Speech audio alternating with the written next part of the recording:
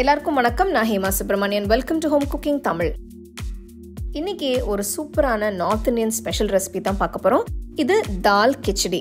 இது ரொம்ப ஈஸியாக செய்யக்கூடிய ஒரு டிஷ், ஆனால் ரொம்ப டேஸ்டியாக இருக்கும். ஸோ வாங்க எப்படி செய்யறதுன்னு பார்க்கலாம். இந்த பருப்பு கிச்சடி செய்ய நான் 1/2 கப் பாஸ்மதி அரிசி எடுத்திருக்கேன். அரிசியை நல்லா கழுவிட்டு தேவையான தண்ணியை ஊற்றி 1/2 மணி நேரம் ஊற வைங்க. நான் இங்கே அதே 1/2 கப் அளவுக்கு பாசி பருப்பு எடுத்திருக்கேன். இதையும் நல்லா கழுவிட்டு தேவையான அளவு தண்ணியை ஊற்றி 1/2 மணி நேரம் ஊற வைக்கலாம். 1/2 மணி நேரம் ஆயிடுச்சு. இப்போ ஊற வச்ச தண்ணியை வடிச்சிட்டு அரிசியும் பருப்பையும் குக்கரில் சேர்த்துடலாம். தேவையான அளவு தண்ணியை ஊற்றி 1 டீஸ்பூன் உப்பு, 1/2 டீஸ்பூன் மஞ்சள் தூள் சேர்த்து நல்லா கலந்து விட்டு குக்கரை மூடி வச்சு மீடியம் ஃப்ளேமில் 3லேருந்து 4 விசில் வர வரைக்கும் வேக வச்சிடலாம். விசில் வந்துருச்சு. இப்போ நம்ம குக்கரை திறந்து எப்படி வெந்திருக்குன்னு பார்க்கலாம். பாருங்க எவ்வளோ அருமையாக வெந்திருக்குன்னு. இதை தனியாக எடுத்து வச்சிருங்க. ஒரு அகலமான பேனில் 1 டேபிள் ஸ்பூன் எண்ணெயை ஊற்றி 1 டேபிள் ஸ்பூன் நெய்யும் சேர்த்துக்கலாம். நெய் சேர்க்கறதால தால் கிச்சடிக்கு ஒரு நல்ல வாசனை கிடைக்கும்.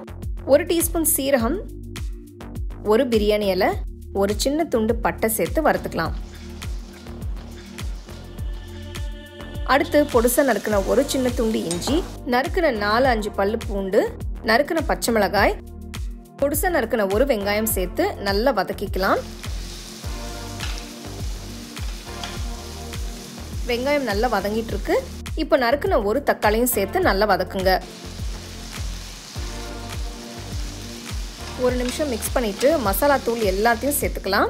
1/2 டீஸ்பூன் உப்பு, 1 டீஸ்பூன் மிளகாய் தூள், 1/2 டீஸ்பூன் சீரகத்தூள், 1/2 டீஸ்பூன் தனியாத்தூள், 1/4 டீஸ்பூன் பெருங்காயத்தூள், 1/2 டீஸ்பூன் கரம் மசாலா தூள் சேர்த்து நல்லா வதக்குங்க.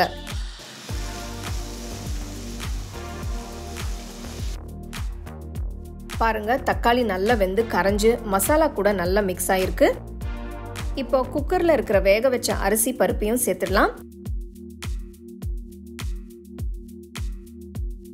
கிச்சடி ரொம்ப திக்கா இருக்கிற மாதிரி இருந்ததுன்னா தேவையான அளவு தண்ணியை ஊற்றி கலந்துக்கலாம். கடைசியா 1 டீஸ்பூன் நெய்யும் நறுக்கின கொத்தமல்லியும் சேர்த்து நல்லா மிக்ஸ் பண்ணிக்கலாம்.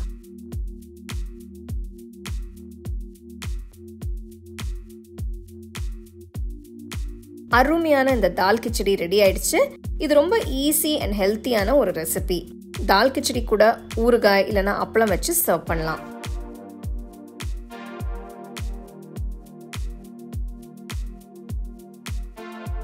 தால் கிச்சடி பார்க்கும்போதே அவ்வளோ அருமையாக இருக்கு இல்லையா?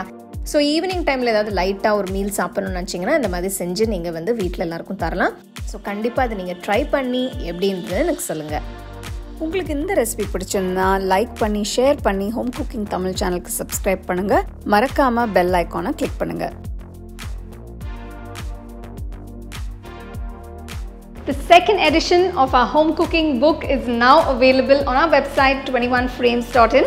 I'll give you the link in the description. You can go and check it out. The book is currently available only in India for now, so you can place your orders on 21frames.in.